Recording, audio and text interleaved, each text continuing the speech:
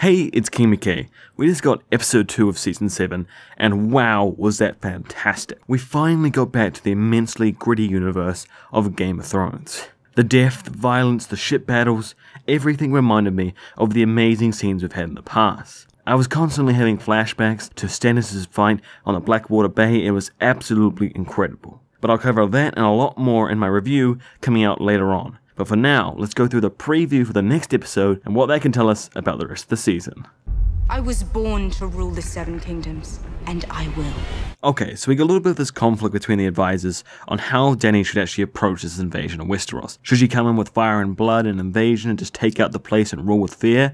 Or should she try to win the trust of the people and bring legitimacy to her invasion and her throne? So clearly here we know that they're going to continue on this theme a lot into episode 3, and we're probably going to see this conflict within Dany for the rest of the season. As I've seen in the past, she's got like pretty much every chip on the board at the moment, and she's still managing to take heavy losses. She's definitely going to have to reevaluate the way she's approaching this. But luckily, this preview seems to be showing us quite a lot of what she's going to do about it in the next episode, so let's get into that.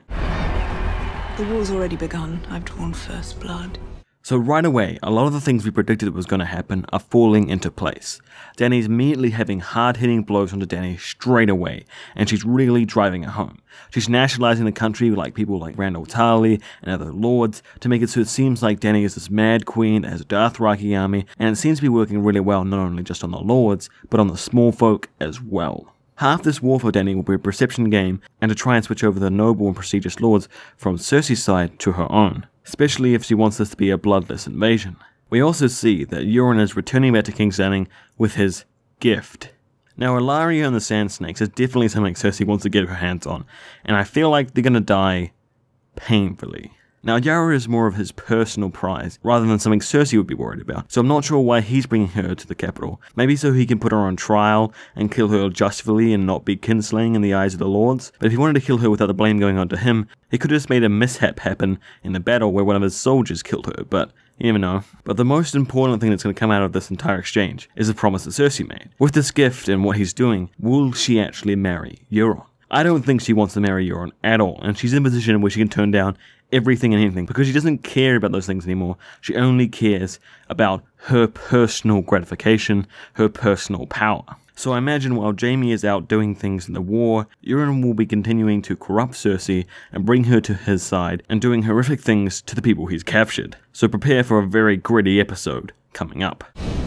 Cersei will be ready. They know we're coming.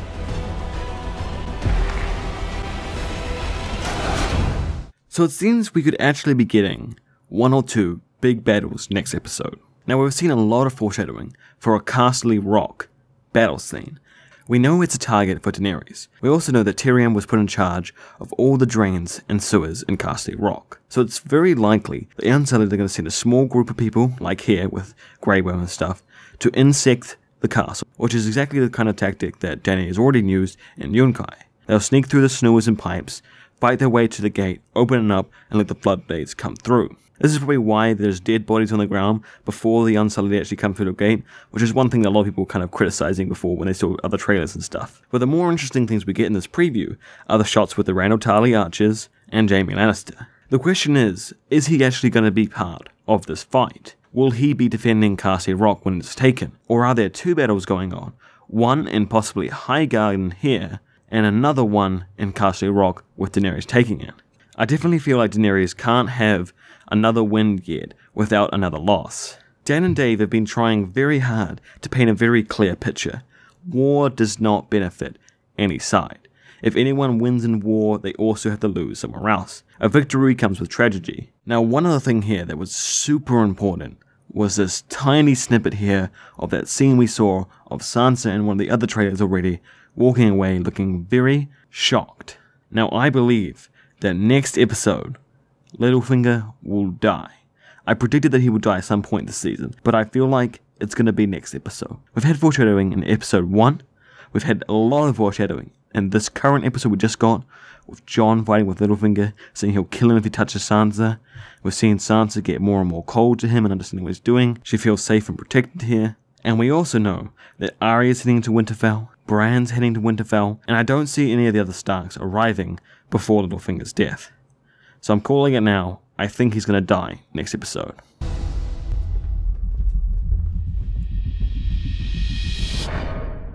And yes, of course, Jon and Dany are gonna meet up. Now, I'm not sure if we're actually gonna see them talk, or he'll arrive right at the end of the episode, or we'll see them like make out details and stuff, but I definitely feel like they won't make much ground until at least next episode or the episode after that. Especially because I believe that Jon will actually try to make a peace with Cersei, and this will surprise everyone. Jon hates Cersei, but he understands that the dead are the biggest problem. The death of his father, his brother, his family, everything that has happened is not worth losing to the dead. So I cannot wait for them to just talk through everything, trying to convince people who have never been remotely close to the wall apart from Tyrion, not only to not fight Cersei, but that there's an undead army coming for the wall and they should focus on that. Also, quick note, some of the coolest scenes in Game of Thrones Season 1 was between Tyrion and Jon Snow, so I really cannot wait for them to interact again because they are such awesome characters who actually got along really well, so that's definitely going to be the highlight of next episode where we actually get to see them talk.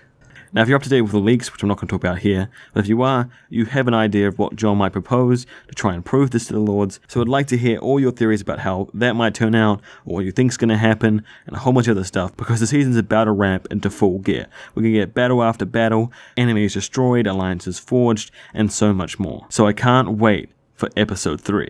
So I know this was a short preview, so if you have any questions about the preview, or what's going to happen next episode, or about the review, or about the episode we just got, make sure to put it in the comment section below, because I'm going to be doing a Q&A this week for this episode and the preview for the coming up. So ask your questions in the comment section below, or tweet at me at TWKingMcKay and on Patreon. Hey, it's King McKay.